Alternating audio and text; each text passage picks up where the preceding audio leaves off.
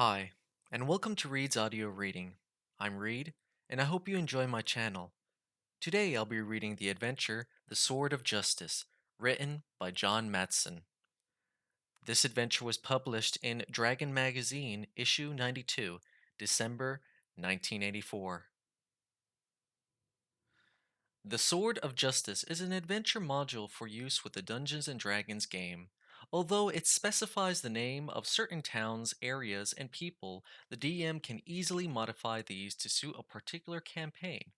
The basic and expert rulebooks for the D&D game will be required for the adventure.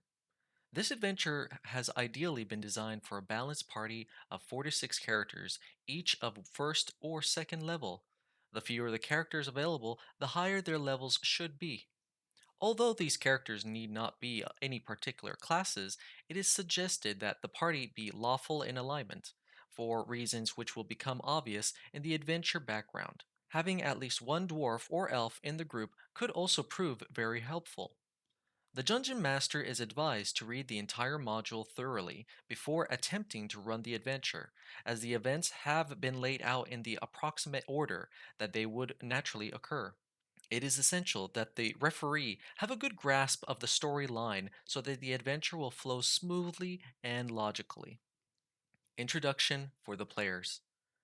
Rather than simply reading the following information aloud to the players, the Dungeon Master is advised to play out the situation, taking the parts of the mayor and other non player characters as they are encountered. In this way, he can also add, delete, or modify any information he deems necessary, based on his own campaign and the character's actions.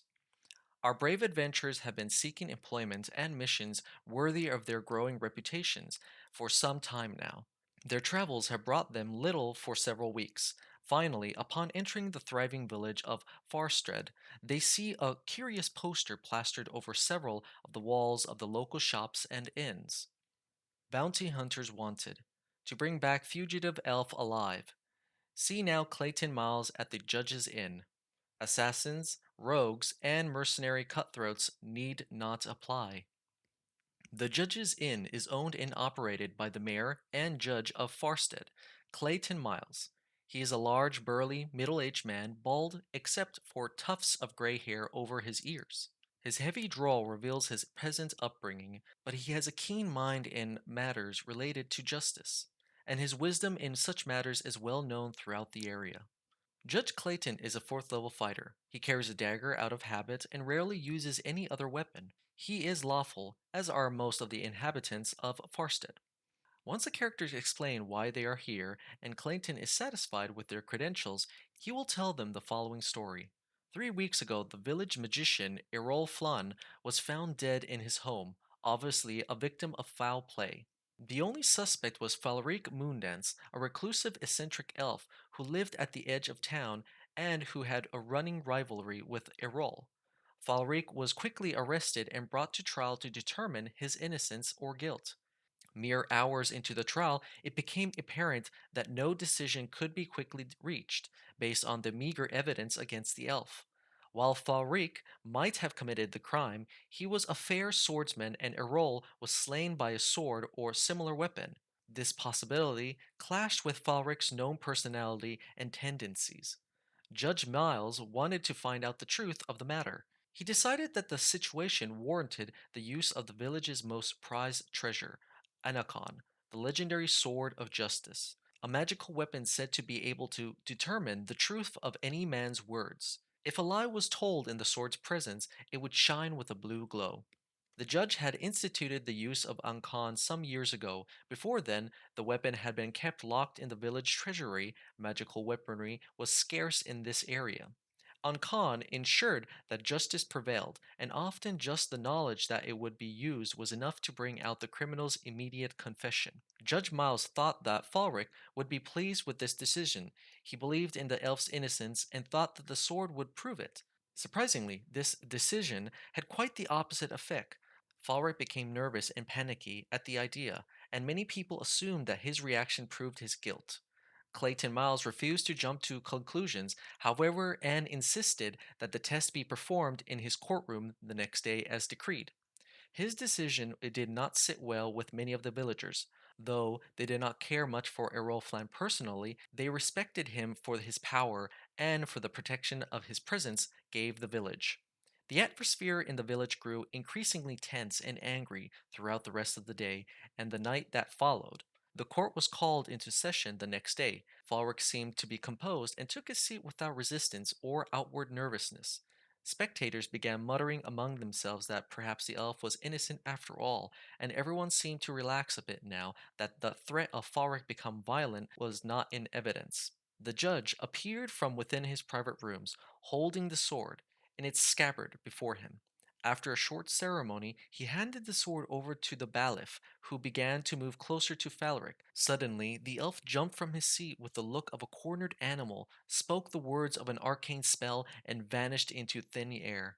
A moment later, as the courtroom was exploding in shouts and screams, the sword of justice leaped from its sheath of its own accord and flew towards the courtroom exit, shining with a bright blue light. In the ensuing confusion, the invisible Falric escaped with the sword and fled from the mob of enraged villagers. Possesses were formed within an hour to hunt down the fugitive elf. The furious townspeople now believed that Falric had not only stolen their most prized possession, but had also certainly killed Errol, perhaps just so that he might get a chance to get his hands on the sword. The whole episode became a devious plot which grew no less diabolical in the retelling. Nevertheless, for all the furor, the villagers were unable to find the elf. Only one party of hired bounty hunters spotted him and shot arrows uselessly after him before he escaped them. Clayton Miles suspected that there was more to the elf's actions than the townspeople have guessed. The most incordious fact was that Falric had been able to hold and carry the sword. Many legends about Ancon said that it could only be held by those who were pure of heart. If Falkirk was deed guilty of murder, the sword wasn't living up to its legends. Yet, if he was innocent, why had he run away when the sword could have proven this beyond a shadow of a doubt? These and other questions weighed heavily on the judge's mind.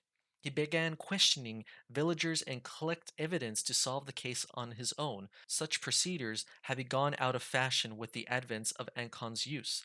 Eventually, he discovered that Falric had not killed Errol. The culprit was found to be the brawny local watch captain who confessed to the crime when he was confronted with Clayton's suspicions. Apparently, Errol had cheated the captain by purposely making him a faulty love potion with which the captain had hoped to attract the affections of a local beauty. The woman was repelled by the captain, and it was the magician who had also had his eye on the young girl, and not the captain who became the target of her admiration. The watchman stormed over to Errol's house in a fit of rage. In the ensuing brawl, he drew his sword and killed the crooked conjurer. While this explained one mystery and absolved Falric of blame, it did not explain Falric's theft of Ancon and his disappearance. A peddler friend of Judge Miles told of seeing an elf matching Falric's description in the vicinity of an old mansion of the day's journey from the town. Judge Miles has sworn the peddler to the silence on the matter, and no one else has heard the rumor. Judge Miles wishes the characters to go to the mansion, find Falric, and bring him back alive if possible, since his innocence is now certain. Equally important, they must bring back the Sword of Ancon. He is also curious as to why Falric ran off with the sword and would like this information if possible. He warns that bringing Falric back unharmed might prove to be very difficult, since the elf has already been shot once by the bounty hunters. Should the characters find Florrick, they are to present him with an official pardon signed by Judge Miles, absolving the elf of guilt in the wizard's murder. Clayton has dug into the village treasury and come up with a reward of 200 gold pieces if Florrick is brought back alive and basically unharmed, plus 300 gold pieces more if the sword is brought with him. Information as Falrick's exact whereabouts or why he ran off is worth 25 to 50 gold pieces, depending on the quality of the information, if the party of adventurers can do nothing to bring the elf or the sword back to town. If the characters agree to this, Clayton will describe the location of the mansion, noting that Falric has probably had time to fortify the place to some extent. He will be hesitant to say much more, not wanting to deter characters from the quest. If pressed, he will mention that the mansion once belonged to a mysterious magic user named Kanos, and that the people now avoid the place because it is rumored to be haunted. With that, he will send the characters off and wish them good luck. Falric and Ankon. Falric Moondance is a rather eccentric elf. While he is quite bright and good natured, he is also rather impulsive. His appearance is youthful, but he gives the impression that he is much older and wiser than he seems at first glance. He is fairly suspicious and almost paranoid, and he panics easily. Often he does things which seem quite clever in a twisted sort of way, but are bound to be misinterpreted by others at the moment he acts. His impulsiveness and short sightedness do not make his deeds logical in a conventional, that is, lawful sense, but he is very cunning and has an intuitive grasp of the smartest thing to do in the most situations. Farik does not like being a fugitive, but he likes the idea of being executed even less. He has certain knowledge about Ankon, which might help to save him, but he doesn't think that the villagers will believe him.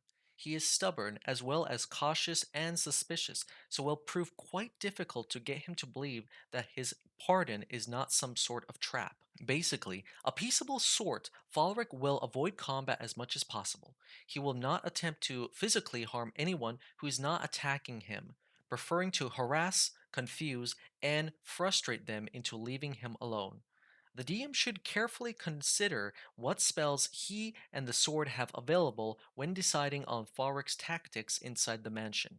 Charming characters with the sword, for instance, is one possibility, as is going invisible and hiding if any danger of being found out. Falric Moondance is a lawful third level elf. He has an AC 2 from armor, dexterity, and magical bonuses, has a +1 to hit and damage in combat, and has a 2 plus bonus with missiles. Falric speaks Common, the Lawful Tongue, Elf, Orc, Hobgoblin, Gnoll, Halfling, and Pixie. He carries three spells at all times: Hold Portal, Ventriloquism, and Invisibility.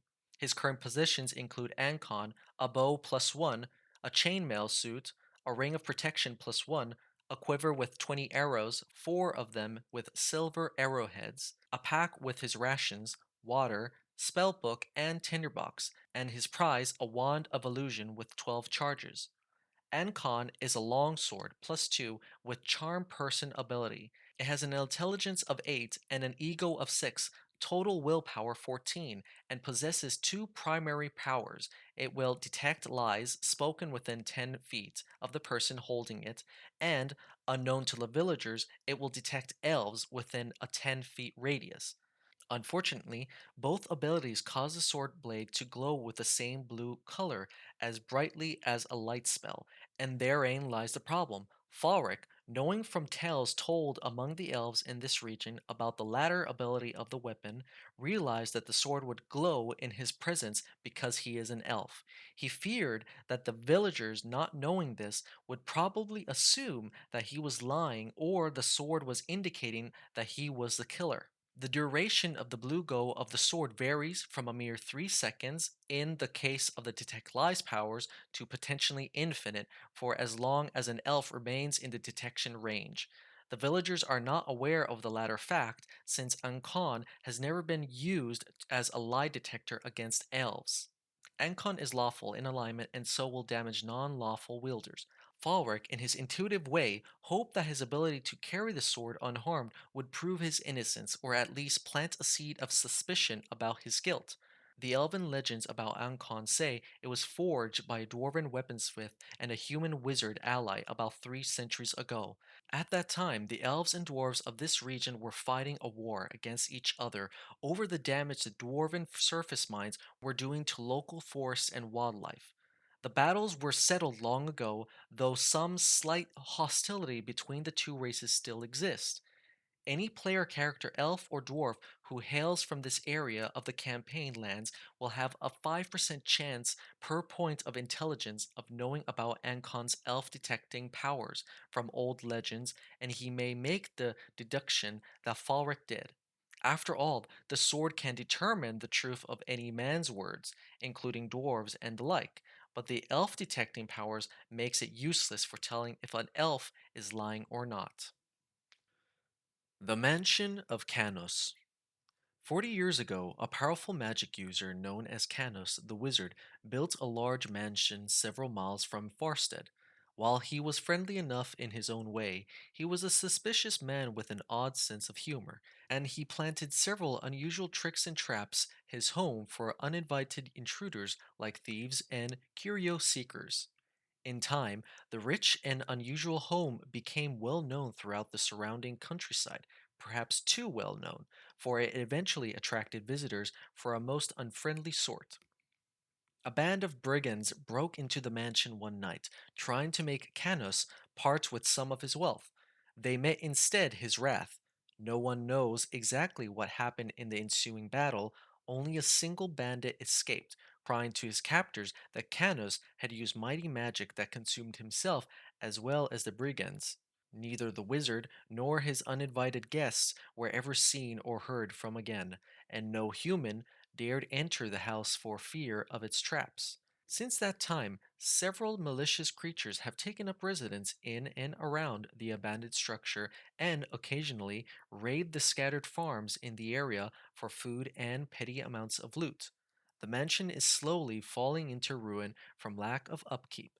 All of the windows are broken out, though the walls and floors are still sturdy. Popular belief also has it that the place is haunted. The local people fear it, and the mansion is just far enough from town to be comfortably avoided by the local watch patrols and militia who do not wish to become involved in a siege of haunted buildings. Florrick, not believing the haunted house stories, decided to use this information to his advantage.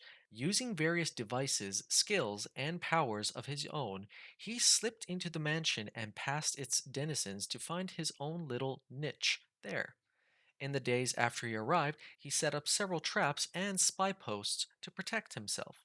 The monsters who live in the mansion have grudgingly accepted Florrick's presence, primarily because he leaves everyone alone and because none of the intelligent monsters feel confident enough to try to kick him out. A few that did met with Ankon's wrath or Florrick's sorcery.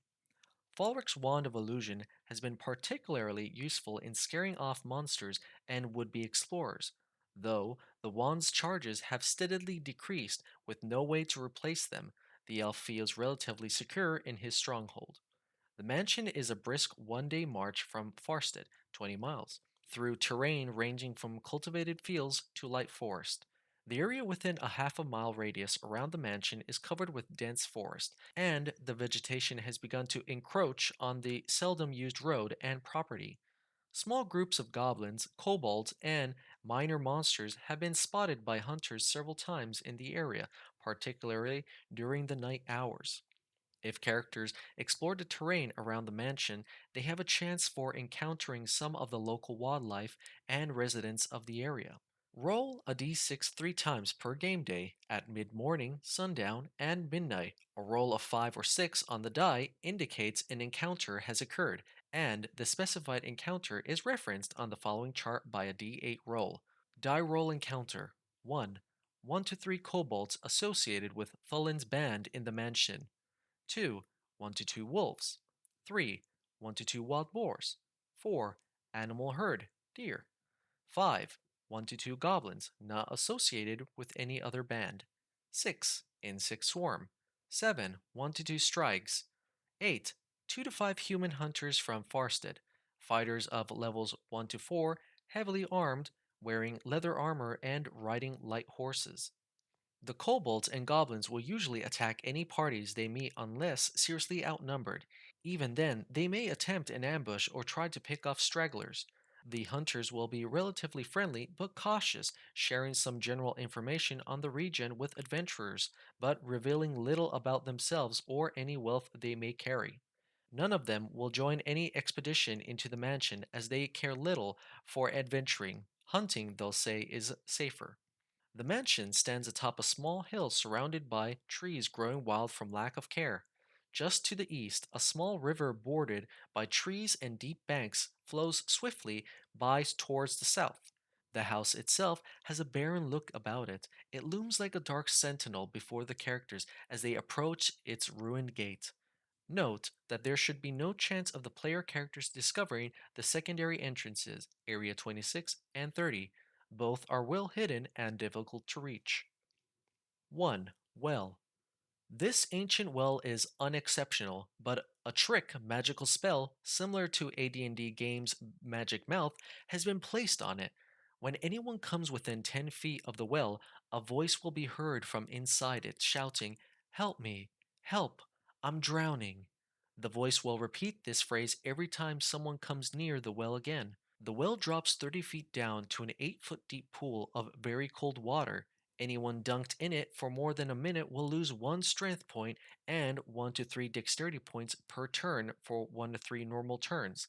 Strength and dexterity scores will not drop below 3 in any event. Swimming and drowning rules are on page 27 of the D&D Expert Rulebook. At the bottom of the well lies 14 silver pieces, but nothing else of interest here. 2. Cloakroom and Entrance Hall. This area is basically uninteresting. See room 15 adjacent to it, however. Racks for hanging cloaks line the walls on either side, but they are all empty. One hook is tilted to one side and revolves freely, but it will do nothing if manipulated. It isn't a trap or a secret door spring. Falric will begin his surveillance of the party at this point, using the peepholes from Area 15. Due to the small size of the holes, only a 1% chance exists for any character noticing one, and this may only be rolled for if the character is actively searching the area for traps or secret doors. 3. Servant's Room. This area is actually 2 rooms divided by partial walls and a moldering curtain. A. Cook's Room. This room contains a battered bed, a dresser with 3 drawers, a small table, and 2 chairs. On the north wall hangs a painting of a country fair with a large gray castle in the background. The picture is worth about 50 gold pieces, but is quite heavy to carry, around 300 cn. A crab spider lurks on the east wall above the curtain. It will not usually attack unless it gains surprise on a 1 to 4 due to its chameleon like powers if the group enters through the west door, or on a 1 to 5 if they enter through the curtain. The dresser contains some old clothing and odds and ends. The bottom drawer has a purse which contains 12 silver pieces and 3 gold pieces. A careful search of the room will reveal a small pile of goblin bones, a victim of the spider, in the southeast corner, hidden among the 6 silver pieces and 1 gold piece. B. Butler's Room. This room is similar to A above it. It contains a sunken bed, a small dresser, a table, a small desk, and 2 chairs. It is unexceptional except for one locked drawer of the desk, which contains some yellowed papers, records, inventories, etc., and a small box with 8 silver pieces and 4 gold pieces. 4. First Guest Room. This is the largest guest room, the chamber of Canos' most favored visitors.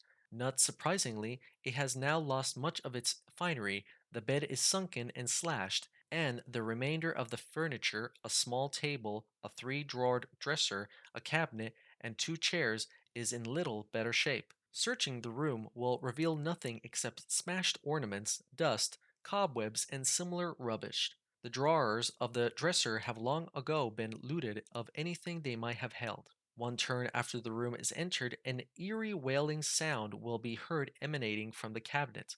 The sound is part of a magical trap Canos set in the cabinet to discourage intruders when he had no current guests.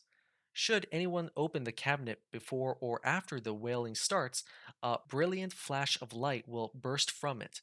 Anyone viewing it must save versus spells, the opener saving a -2, or be blinded for 2 to 8 turns. This will work any number of times that the cabinet is opened. 5. Statue. In the center of the hallway intersection stands a statue of a gargoyle facing Area 2. While the statue is not unusual in most ways, its eyes are of note due to their craftsmanship. They will appear to follow any viewer as he moves in front of the statue. In addition, if Falric is watching the characters from Area 15, the first time they encounter the statue, see below, he will use his Wand of Illusion to make the statue appear to animate and attack the group. Attacks on the illusion do not, of course, affect the statue and will reappear undamaged when the illusion is dispelled. The DM should decrease the charges left in Falrick's wand if this tactic is used. 6. Second guest room. This guest room is occupied by four hobgoblins who are sitting around gnawing on the remains of a strig and loudly discussing plans to travel on to the west within a day or so. Increase the party's chances of listening and surprise by +1. Each hobgoblin has 2 to 8 gold pieces and 31 to 50 silver pieces shoved in their shoulder pouches with tribal symbols on them, withered trees engulfed by flames. The largest hobgoblin also has a gold ring, valued 500 gold pieces, with the same symbol engraved on it. The room is similar to the first guest room, Area 4 above. It contains a ruined bed, a smashed dresser, a table, and two comfortable, if rather old, chairs, as well as a lot of rubbish, bones, webs, sticks, dust, etc. 7. Kitchen. This room does not appear at all unusual at first glance. It contains tables, counters, and cupboards. A meat cleaver is lying on one table, and two chipped plates sit on another. The cupboards are mostly open and have been thoroughly looted. All that remains are a few scraps of very inedible food and some broken cooking utensils, including a large iron pot on the floor in the northwest corner. The one thing of note is in the center of the room where a large stone table sits with a seemingly wet surface. The moisture is, in fact, a gray ooze, as anyone who gets too close will quickly realize. All other inhabitants of the mansion strictly avoid this room. 8. Dining room. This large hall contains a very long table surrounded by 8 chairs and an especially large throne like seat at the end of the table. All are in very good condition, although somewhat dusty. Closer inspection will reveal that the place at the head of the table is set with a gold plate, 100 gold pieces, eating utensils, 80 gold pieces total, and as well a crystal goblet, 200 gold pieces, also covered with dust. The reason no looters have had the nerve to take these will quickly become apparent. After half a minute, a spectral man dressed in formal clothing will come in through the north door and walk over to stand beside the head of the table. The sight of the man causes fear, as per the cleric spell, in all viewers. No amount of talking or yelling will get the man's attention, and anyone who attempts to touch or attack him will find that he is unsubstantial and cannot be harmed. He is a minor phantom and cannot be dispelled in any way, even by a cleric. Should the party take the plate and utensils, the phantom will simply smile and vanish, his obligation to wait for his master's dinner no longer binding. 9. Library and study. This room obviously once housed a magnificent collection of tomes, scrolls, journals, and similar written works, as attested by many book racks present, particularly in the western half of the room. However, virtually all of these treasures have been stolen, ripped to shreds, and cast about burned or otherwise mutilated. The bookcases in the northwest corner showed signs of extensive burning. A careful search of the debris scattered there will reveal a thin bone scroll tube, somewhat charred, which contains an intact scroll of sleep, continual light, and dispel magic spells. The furniture in the eastern half of the room has fared somewhat better. A small table is here, as well as a desk, 3 chairs, toppled over but in good shape. The desk has 2 drawers, one has been smashed open, but the other is not locked and opens freely. Within it is another scroll tube with a large F on it. This is another trap left by Falric. Inside the tube is a cursed scroll that Falric bought from a wizard long ago. Examining the scroll will paralyze the reader for 2 to 12 hours, or until a dispel magic is used on the individual, with no saving throw. 10. Living room. This room is unexceptional in most respects, except for its occupants, 5 strigs, which have a nest concealed in the shadowy southeast corner of the room. The strigs roost here during the day, flying out of one of the broken windows to go hunting at night. The room contains some ruined furniture, a sofa, chairs, and a small table, several chipped and broken statues, a lion, a maiden riding a unicorn, a wolf, and lots of unrecognizable rubble, all worthless, and a dried up fountain with only a couple of inches of scummy water pulled at the bottom. The fountain is the landing spot of anyone who falls through the pit trap in room 17, east. It contains the remains of a previous human victim, complete with rusty chainmail and a longsword. A pouch hangs on the skeleton's belt, and it contains 12 gold pieces, 26 silver pieces, and 3 platinum. The Strigs, nest in the southeast corner, contains the remains of previous victims, mostly rats, kobolds, and the like, including a human skeleton in leather armor. This one has a belt pouch which holds 16 gold pieces and a small ruby, value 80 gold pieces, and has a quiver full of arrows. Most arrows are warped with moisture and age, including 2 silver tipped ones, but 4 of them are in perfect condition. Each is an arrow plus 1. The skeleton's bow is nowhere to be found. 11. Lavator. This room acts as the lavator for the mansion and contains several toilets and wash basins. A large water tank and a huge bathtub stands in one corner. The tank is nearly dry, holding only a few inches of stagnant water with a greenish slime floating on it. The slime is harmless. 12. Third guest room. Like the other guest rooms, this one contains a ruined bed, a broken table, a dresser, and 2 torn and battered chairs. A skeleton is propped up against the east wall, attached to the door by a long string.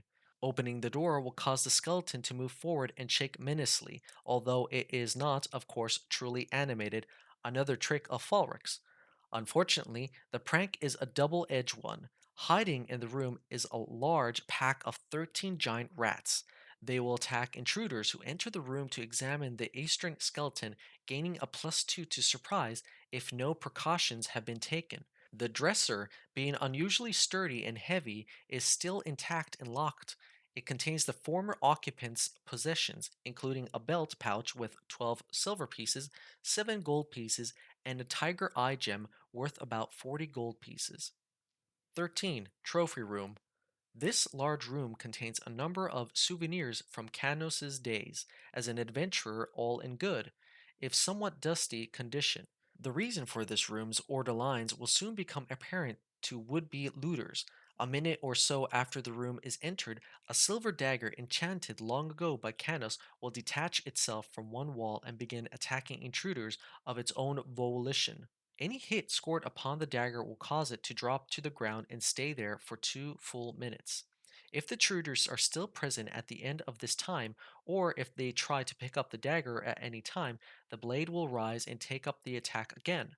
Only leaving the room will cause it to cease attacking and return to its walled position. A dispel magic will cause it to fall to the ground for 1 minute for each level of the caster.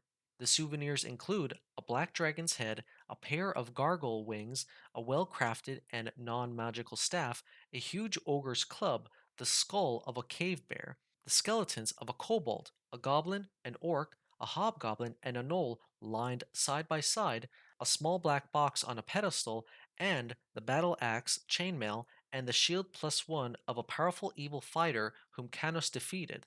The small black box is of particular interest. Canos kept it as a curio, having recovered it from an old tome. Apparently, it was enchanted with random spell effects for some unknown reason by an ancient wizard. It is made of glassy, mica-like substance, but cannot be chipped or removed from the pedestal, although it does not seem to be part of the pedestal or connected to it in any way. Anyone who touches it will experience some unusual effect. Roll a d6 and check the following table. 1 to 2. The person feels a strong chill and suddenly kneels over, paralyzed for 1 to 4 minutes. However, for each minute spent paralyzed, the character will be healed for 2 hit points of damage. 3 to 4. The character feels a warm sensation flow through his or her body and gets a little dizzy. The character must save versus spells or fall asleep for 1 to 3 minutes. 5. The character loses the use of one sense. Roll a 1d6. 1 to 2 is sight, 3 is hearing, 5 is smell, and 6 is touch. This effect lasts for 3 to 30 minutes. 6. No effect. Multiple attempts to touch the box are possible. However, add 1 to the die roll for each additional attempt by the same person after the first try, and always consider a modified score of 6 or more as 6. 14. Storeroom. This room contains a large number of crates, casks, barrels, and so on, in which are stored various rotted, decayed, or dried out foodstuffs, as well as few pieces of old furniture, some broken and some almost as good as new, but very little in between. One barrel has contents which have not spoiled but are very well aged, a very potent magical wine, which will reduce the drinker's wisdom score to 3 for 21 to 40 rounds thereafter. No saving throw. The drinker will behave in the most foolish and irresponsible manner possible during this time, discharging any of his magic spells and casting treasure away at a whim. All advice will be disregarded. Florrick will be watching any characters here from this peephole in room 16 on a 75% chance, otherwise, assume that he is already in the cellar. If he is present in room 16, he will use his spells, the charm power of Ancon and his wand of illusion, as appropriate in an attempt to ward off intruders. If this is unsuccessful and the party attempts to enter any of the secret doors in the room, he will flee into the cellar. Mark off any charges used from Falrick's wand. 15. Secret Corridor. It is uncertain why Canos had this corridor built, but it is entirely likely that he used it for something that Fulric is now doing, that is, spying on guests or intruders. The walls of this area are lined with tiny peepholes to allow sight into areas 2 and 5, as well as the corridor outside rooms 10, 11, 12, and 13. Area 15 is thickly carpeted, so Fulric's movements within here will be completely silent. Falric will be waiting in this room near Area 2 when the adventurers arrive. He has been anticipating pursuit since his escape from the village. Any noises in the area surrounding Room 15 will draw his attention. He will keep the group in sight for as long as possible, attempting to hinder their progress with his hold portal or ventriloquism spells, or, more often, his wand of illusion. He has a special trick for Area 5, but in most other cases, he will create an illusion of a monster to attack the party. The monster type is up to the referee and need not be a logical one. For example, a small dragon or a chimera may be created.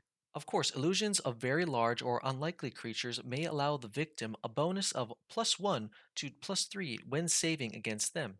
Should anyone enter Area 15, Falric will flee into the cellars if he has not already done so. 16. Secret Stairwell. This room is essentially empty. Falric will likely have fled into the cellar by the time the party reaches it, and no monsters or treasures are here. The stairs lead down to the cellar, areas 21 to 29. A pit trap 10 feet deep is also present, doing 1d6 points of damage to anyone falling through it. Falric is aware of the trap. The only other object present is an old chair in the southeast corner beside the peephole. The Towers. Areas 17 through 20 comprise the eastern and western towers of the mansion and can only be reached via the appropriate staircases, as indicated on the map. 17. Observatory Stairwells. These two rooms contain stairways leading from the ground floor up to their representative towers, as well as several large broken windows which give an excellent, if now somewhat dismal, view of the estate. The rooms are otherwise empty. The room in the eastern tower has a pit trap covered by a rug, which Canos set long ago. See map for location. The trap empties into the fountain in room 10. At one time, the water would have cushioned some of the fall. However, the fountain has now dried up, so the damage sustained is the usual 1d6. 18. Laboratory. This room is in fairly good shape, though it is obvious that some explorers have entered the room in the past. The only signs of current occupation are a few abandoned strigs nests and droppings. The northernmost window has been smashed open, allowing the entrance of these tenants periodically. The room contains furniture and equipment typical of a lab, including two large tables, one with a large green stain on it, three chairs, a desk of writing with parchment, a quill, and a dried up inkwell, racks of glassware, test tubes, breakers, and flasks, a small oven like contraption, numerous candles, and stubs, two cabinets filled with various jars of ingredients blood, bone powder, wood chips, metal filings, chemicals, etc., and a large empty cage. One of the cabinets is locked and appears to be made of glass. However, it cannot be smashed open even by a sword or a mace blows. The lock is so complicated that two successful lock-picking rolls must be made in succession by a thief in order to open it. The cabinet contains four vials of colored liquid containing two doses each: holy water, clear; acid, pale green; a potion of healing, pale blue; and poison, bright red. The acid will do 1d6 damage per round to exposed flesh, or 3d6 damage if swallowed. The drinker must also save versus poison or die. The poison is rather weak, so saving throws made against it if it is swallowed are at a +2 bonus, failure indicating death in 1d6 rounds. 19. Blasted Chamber. This room was originally Canos's living chamber and study. It was also his last battlefield, as the appearance of the chamber will testify. It is almost totally empty and devoid of detail now, save for a number of charred bones and two blackened stumps of wood, perhaps the broken remains of a staff. All of the northern western corner in particular is taken up by a dark blast crater. Canos's final magic obviously took not only himself and the brigands with it, but much of the rest of the area as well. Any commotion here has a 30% chance per round of attracting the occupants of the adjacent room, Area 20. 20. Canos's bedroom. Most creatures in the mansion avoid this area since room 19 above gives them a eerie feeling. However, one creature too stupid to be bothered by it has proven to be the exception and has gone so far as to make this room its lair. A giant lizard, similar to a giant gecko but slightly larger, 6 feet long, stays here and will attack anything that dares to intrude into the room or the adjacent living chamber as noted above. The room itself is a typical bedchamber, although somewhat richer than the guest rooms found downstairs. It contains a large bed in fairly good condition, a small nightstand, a dresser, and a footlocker. The dresser contains only old clothing and was rifled through some years ago. The locker has been broken open and has suffered a similar fate. It contains only a few more pieces of old clothing, an empty purse, and a small brass key. The looters were not especially thorough in their search, however, and missed the trap door which the key opens on the floor in the northern western corner of the room. The characters will notice that the small keyhole in the floor on a 1 in 6 chance, 2 in 6 for elves, plus 1 to chance if actively searching. The trapdoor opens into a long, thin compartment. However, opening the compartment will release a cloud of gas in a 5-foot radius. All within the cloud must save versus poison or fall asleep for 2 to 8 normal turns. Inside the compartment is a locked box containing 150 gold pieces, a gold brooch worth about 700 gold pieces because of its excellent craftsmanship, and a staff of striking with 10 charges remaining. The only other objects in the room are the scattered remains of some of the lizard's previous victims, mostly giant rats and adventurers. The cellars. Areas 21 through 29 comprise the cellars beneath the mansion and can only be reached via the staircase in room 16 or the hidden tunnel at area 30. 21. Central Chamber. This room is unexceptional in most respects, being more of a containing hallway for the surrounding corridors than anything else. It contains only rubble and some old human, goblin, and animal bones. The latter accumulates more noticeably the further west one gazes. Just as the characters enter the room, they will see an elf, Falric, flee through the west corridor over the rubble. This is, in fact, an illusion, and it is saved against a -2 penalty due to its logical appearance unless the situation does not allow this. A save against the illusion means the characters in question notice that Falric makes no noise at all when crossing the rough debris, and his footing is abnormally sure and steady, as if what the character was seeing was somehow unreal. The referee should make the saving throws for the characters to avoid arousing suspicion. The real Falric will be hiding in the east exit, assuming he hasn't been caught and is still being pursued, and will flee to Area 29 if the group enters the chamber for any reason. 22. Unfinished Crypt. Canos originally planned for this chamber to be a burial crypt, but it was not finished before Canos' death. No coffins are present, though two large biers have been constructed and an assortment of stone cutting and finishing tools lie about on the dusty floor. The door to this chamber is partially open, and 12 giant rats have made their nest here. One of the biers contain a secret compartment which may be detected by someone checking for traps or secret doors. The compartment contains a thin volume of legends and tales. Some of the passages have been marked by Canos as possibly indicating the presence of sizable treasure hoards. The dungeon master may develop several adventures based upon the legends in this book if the characters show an inclination to explore this matter further. The legends may involve lost dragon lairs, bandit hideouts, shipwrecks, and so forth.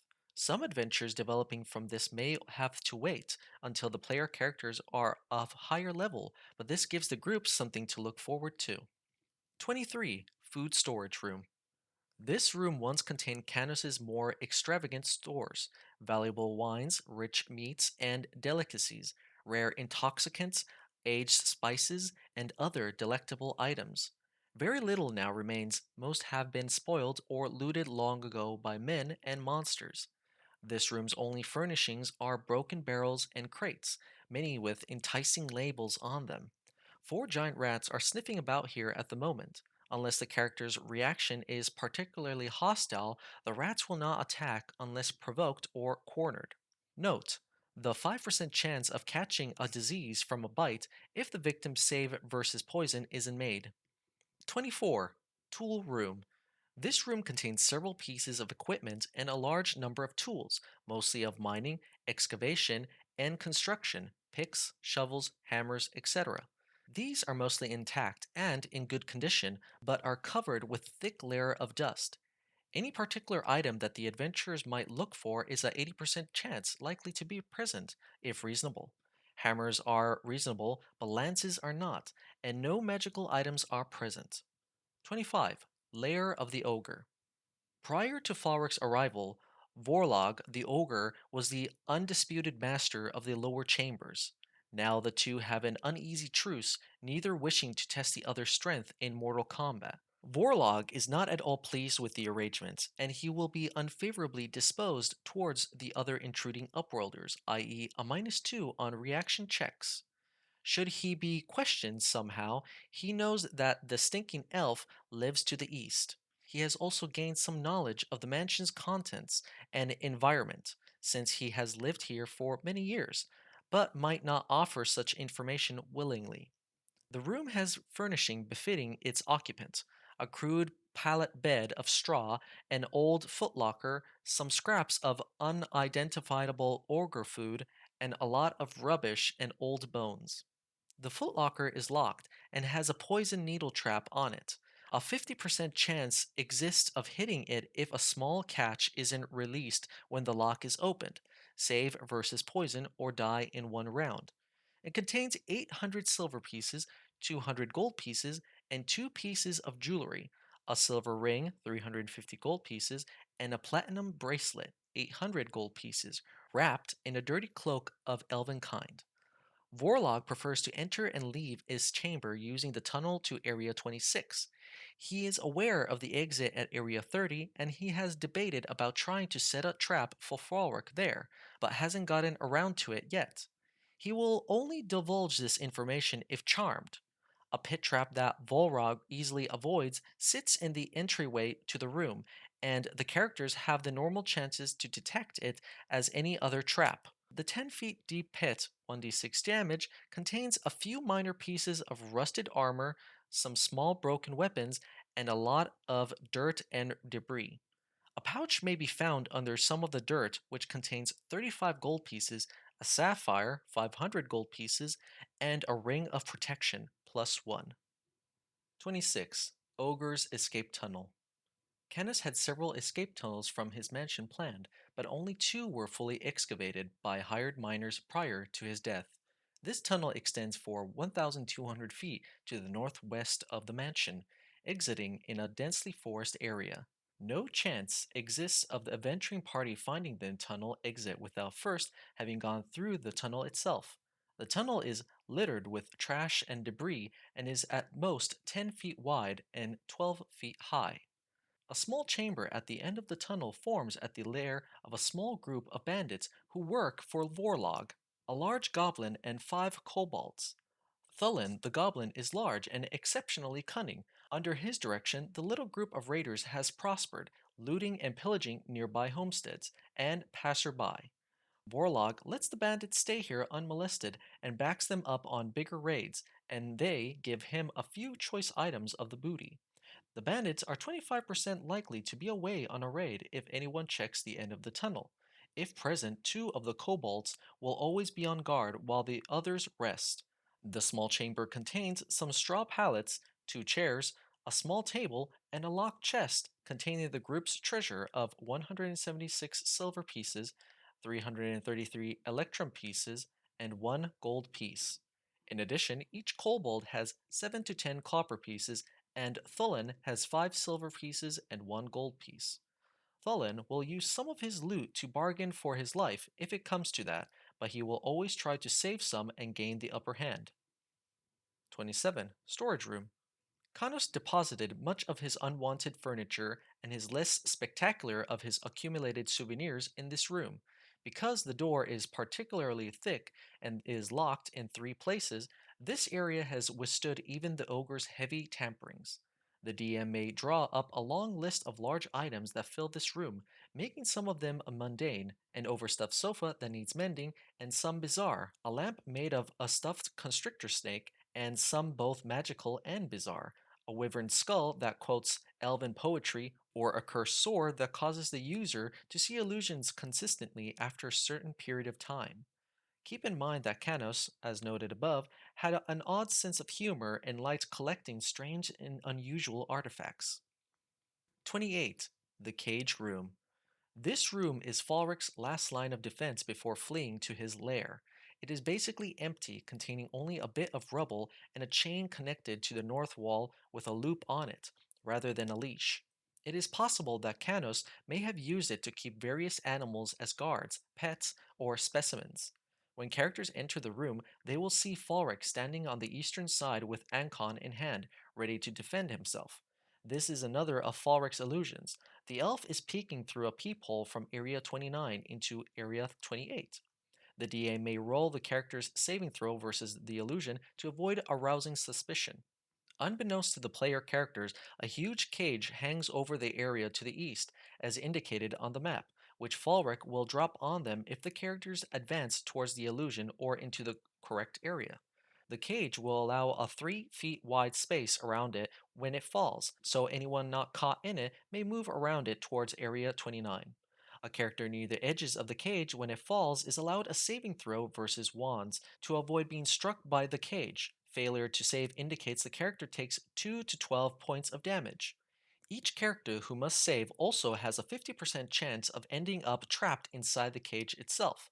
The group has a collective 1 in 6 chance of noticing the cage in its hiding spot on the roof before it is dropped.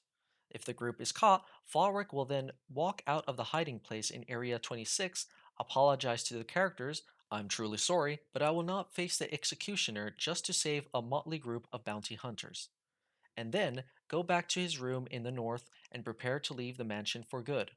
Should some of the characters manage to get past the trap, he will flee into Area 29, casting Hold Portal on the door behind him if he still has the spell memorized.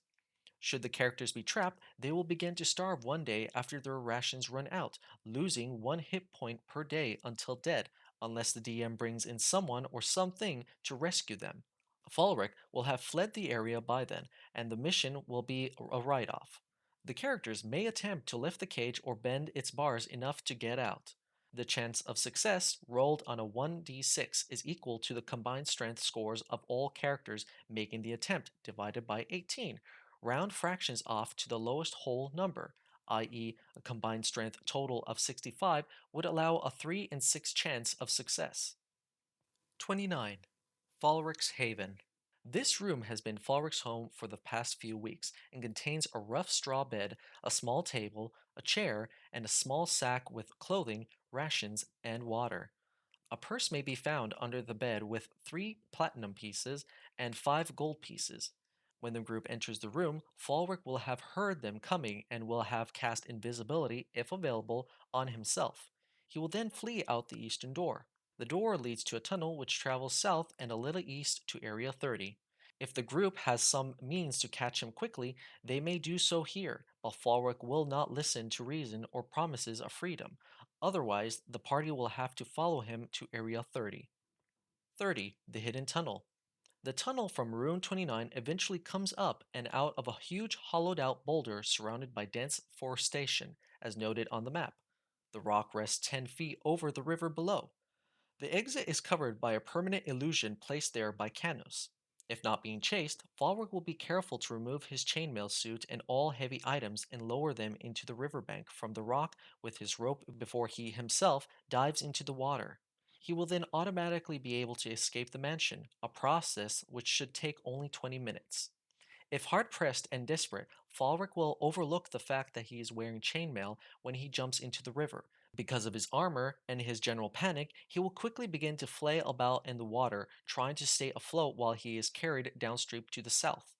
Falric will then be washed ashore about 100 feet downstream and will survive the ordeal, though he will be exhausted and unable to escape further until he has rested for 1 to 4 hours. If the party chases him at this time, he will finally be subdued, rather like a drowned rat, and will go with them back to Farstead, resigned to his fate. The pardon will not lift his spirits. He will still be suspicious and suspect that he is being led to his doom. Epilogue. Should the characters get Falric and Ancom back to Farstead safely, the mayor will officially apologize to the elf and absolve him of all blame in Erolfland's murder.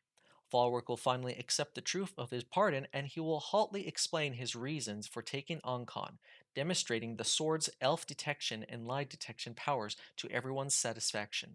Though it will be a while before the local peoples fully trust him, he will grudgingly be taken back into the community.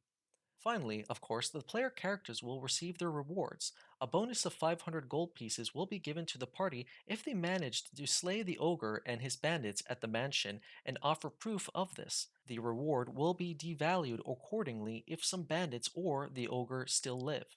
Additional offers for the characters to remain in town, join the local militia or watch, or even for a strong fighter type to replace the watch captain, now safely jailed in another city.